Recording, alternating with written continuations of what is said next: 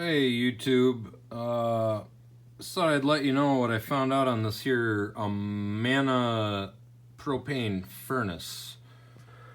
So the furnace would run for quite a while, but it wouldn't reach thermostat temp. And then it would shut down, and then try and restart a bunch of times, and it wouldn't restart, and it appear to be in like some kind of lockout mode for maybe an hour or so.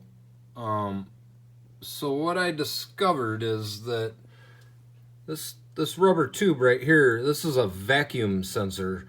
This rubber tube right here comes down, runs down, and it plugs into this little nipple right here.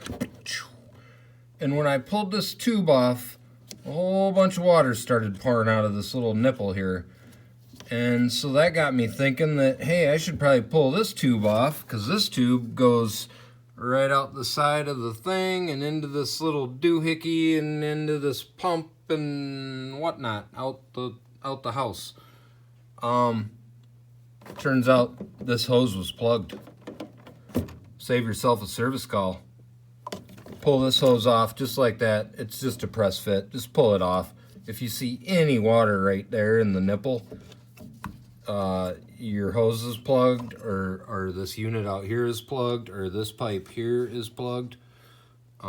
There should always be water here, and it just overflows into here, down into the pump. You can check your pump by tilting it. It'll turn on one way or the other. There's a float valve down in there. So yeah, I just wanted to point that out. Don't forget to put your hose back on the nipple.